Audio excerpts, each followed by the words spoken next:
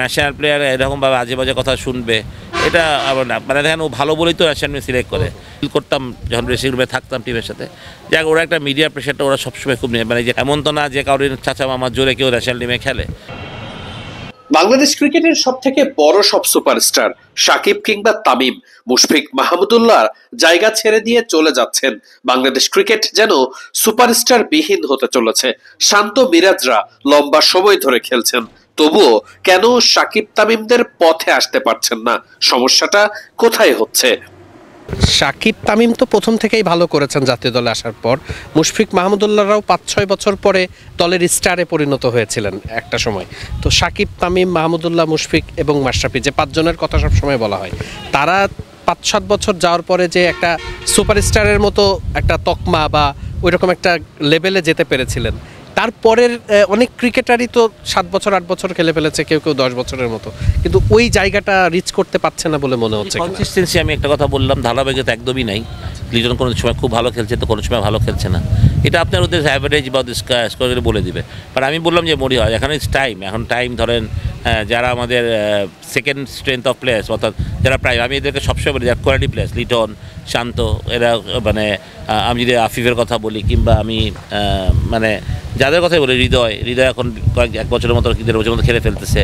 ছোটো তামিম অনেক সুযোগ পেয়েছে, তাকেও সেটা কাজে লাগাতে হবে।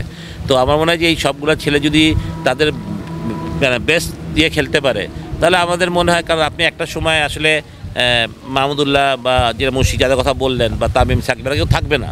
বাট আমাদের তো তারপরে বাংলাদেশ টিমকে এগিয়ে যেতে হবে। তো এগিয়ে নিয়ে করতে হলে এদেরকেই আসলে লিড করতে হবে ফ্রম দ্য ফ্রন্ট। তো তাদেরকে আসলে আমার মনে হয় যে তাদের কনসিস্টেন্সি পারফরমেন্স করাটা খুব ইম্পর্টেন্ট। অ্যান্ড এটা তারা কীভাবে করবে আমি বলছি না তারা ট্রেনিং কম করে বা সবই তারা করে, সবই ঠিক থাকে। মাথাটা আমার মনে তারা বাড়তি প্রেশার নিয়ে নিচ্ছে, যেটা আমাদের দেশের কালচারে সবচেয়ে বড় কথা, সত্যি কথা, যে একটা ছেলে 2টা ম্যাচ খারাপ করলে মিডিয়াতে এত তোলপাড় হয়। তো এটা ওদের জন্য প্রেশার। বাংলাদেশ 2টা ম্যাচ ছাড়লে আমরা অনেক কথা বলি, যেটা অন্যান্য দেশে আমার মনে না, এক ইন্ডিয়া ছাড়া বা পাকিস্তান, আমাদের সাবকন্টিনেন্ট ছাড়া বা শ্রীলঙ্কাতে আমার মনে এত হয় না। তা আমরা যদি একটু মানে আমরা পাশ্চাত্যের সাথে মিলাতে চাই ক্রিকেটটা, যে আমরা অস্ট্রেলিয়াকে হারাবো, নিউজিল্যান্ডকে হারাবো, বা অবশ্যই আমরা সবাই চাই, তা আমাদের মিডিয়াকেও সেটা চিন্তা করবে। তা ওদের মিডিয়া যেমনভাবে রিয়্যাক্ট করে, আমাদেরও সেই রিয়াকশানটা ওদেরও করা উচিত। এত পাবলিকলি করে দিলে একটা ছেলেকে যদি আমরা এইভাবে ন্যাকেট করে দিই, এভাবে কথা বলি, তাহলে একটা ছেলের জন্য বাড়তি প্রেশারটা সত্যি কথা হচ্ছে। সে বারবার চিন্তা করছে, তার ডিসিশন মেকিংয়ের প্রবলেম হয় তখনই, যে আমি হয়তো আছে মারার বলটাও মারছে না, তখন ওই একটা ইনার প্রেশারটা হয়ে যাচ্ছে। তো এটা মানে এই কালচারের সাথে আমাদের যদি একটু মানে মিডিয়া থেকে যদি একটু সাপোর্ট করা হয়, যে ঠিক আছে বাংলাদেশ খেলবে, হারবে, জিতবে, এটা নিয়ে এত কিছু বলার দরকার না। একটা ছেলেকে এত কাটাছেড়া করার জন্য বিসিবি তো সিলেক্টরকেই রেখেছে, ঠিক না? Let them do that job. তো সুতরাং আমার মনে হচ্ছে যে ওইটা করলেই আমার মনে হয় যে আরেকটু হয়তো বা বেটার হতে পারে। বাট এইটা মনে হয় আমার মনে হয় ড্রেসিং রুম, আমি তো ফিল করতাম যখন ড্রেসিং রুমে থাকতাম টিমের সাথে, যাক ওরা একটা মিডিয়া প্রেশারটা ওরা সবসময় খুব মানে যে আমাদের বিশেষ করে আমাদের যে মানে কী বলবো ওটাকে, আমাদের সামাজিক যে যোগাযোগ মাধ্যমে যে বাড়তি একটা প্রেশার থাকে, এরকমভাবে আজে বাজে কথা লেখা হয় মাসে প্লেয়ারদের সামনে, এগুলো আমার মনে হয় না দে ডিজার্ভ ইট। একটা ন্যাশনাল প্লেয়ার এরকমভাবে আজে বাজে কথা শুনবে, এটা আবার না। মানে দেখেন, ও ভালো বলেই তো ন্যাশনাল টিমে সিলেক্ট করে।